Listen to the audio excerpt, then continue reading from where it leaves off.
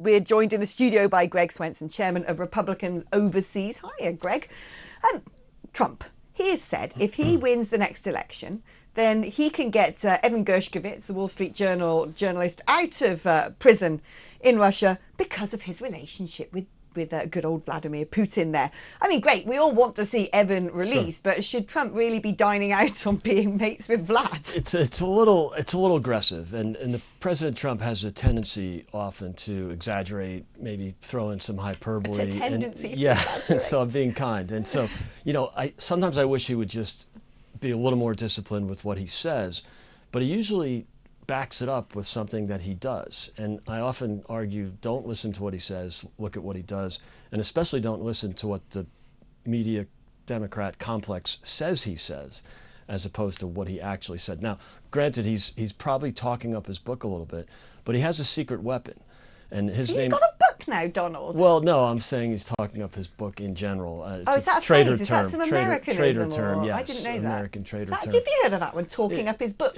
I haven't, no, but I'm happy to hear it. I'm learning all the time.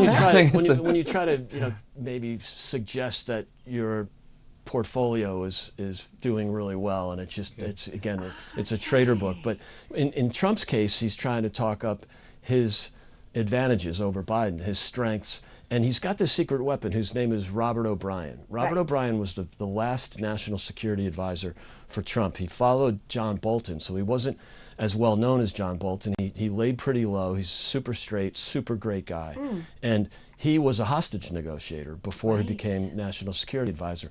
He did a great job in the first 3 years of the Trump administration, really getting hostages released without giving up the farm, as opposed to Biden, who traded, the Dr. Death arms dealer, or whatever his nickname was. Oh gosh, yeah, gave Iran all that money, and next thing, Iran's giving weapons to Hamas, and they're going into Israel. Billions of dollars and really high valued prisoner swaps. High valued meaning we gave up Russian prisoners that were much more valuable than what we got in return. I mean, Brittany Griner was the women's basketball player. She was in an identity group that Biden favors, of course.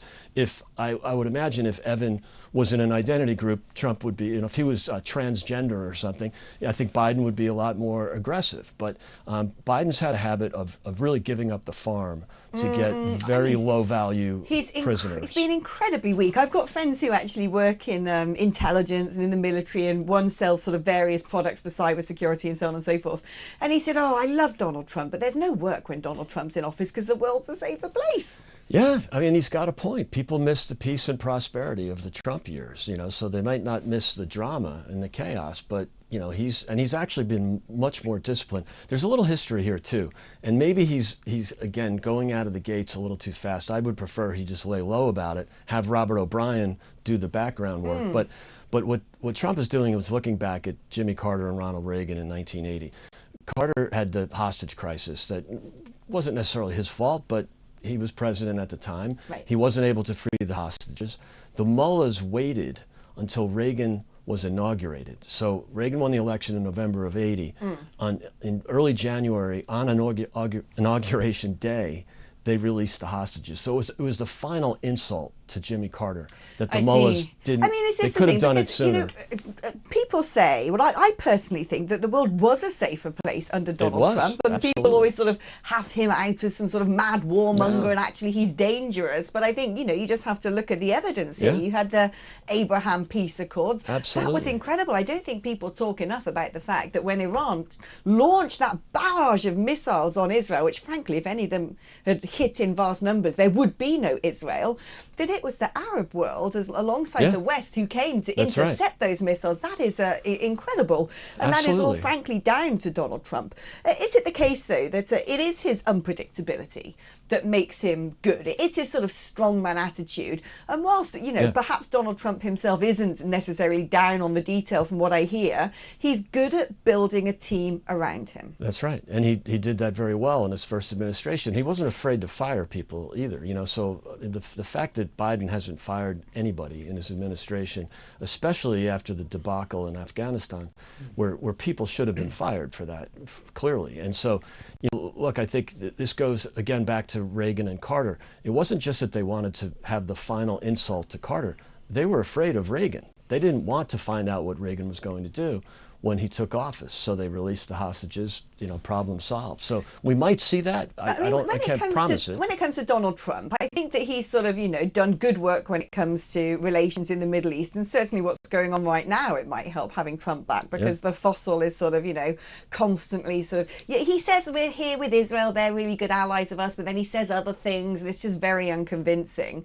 But my concern with Donald Trump, and it's reflected in what he said about freeing Evan Gershkovich, which is, my relationship with Putin means I'm going to get that done, is does he take the Russian aggression seriously enough? Because for a long time there, the US aid package to Ukraine was not being taken to the floor, so it wasn't released because you had a very pro-Trump speaker. Right. Finally, that sort of has been liberated, but Ukraine lost 6 months, frankly, of resourcing, and Russia managed to sort of create more ground forces and push back in. Then you've got Donald Trump saying things about, look, I know he sort of is a big fan of mad rhetoric, but he's been saying to NATO countries, well, if you don't spend enough, then fine, let Putin go and do whatever he has to do. Then, of course, there's a long-held belief that there's a significant amount of compromat on Mr. Trump being held by Moscow. My concern is in what we're seeing happening geopolitically right now, that where he's done a good job in the Middle East, and I applaud that, is he going to stand up to Russia? I think he will. And again, you have to look at what he says versus what he does. He's trying to get an election won right now, and that's important to appeal to the sort of anti-war right, the people who are tired of forever wars. But remember what Trump did in his administration. He sent Javelin missiles to Ukraine after 2 years of Obama-Biden sending blankets and MREs to a U.S. air base in Poland, putting them in commercial trucks, not American flag trucks, and driving from the air base to Kyiv. Okay, that was their idea of supporting Ukraine, and it was obviously non-lethal support. And they were afraid of Putin. They were afraid of offending Putin, and that's why they were doing it, and doing it quietly. Trump comes in and starts sending Javelin missiles to Kyiv. So, again, look at what he does, not what the press says he said. Now, granted, I wish that he was a bit more supportive of Ukraine, but he's also asking the same question that Americans are asking. Why are we sending this kind of support when we have 10 million illegal migrants coming across the border? It has nothing to do with money. It's just fix this, and then we're okay supporting our allies abroad. So, that's something that Trump had to walk a fine line on for right reason, because people are appalled. It's a rare moment in American politics where the economy is still the number one issue or number two, but it's usually just the economy, and that's all you care about. Now it's the border and the economy. Sadly, for those of us in the UK, we're not going to have Nigel Farage standing in the next election, because he wants to go and make sure, in part, that Donald Trump gets the presidency. We haven't got long before advert, but is Nigel the right man for that job? Do the Americans love him? They do. They do. He's very popular there. He's probably one of the few Brits that people know in the media there. So I think he'll do a good job. Think about his impact. It's a really close election. I know Trump is leading in the polls. I'm glad to see it. I want him to win. I'm going to vote for him.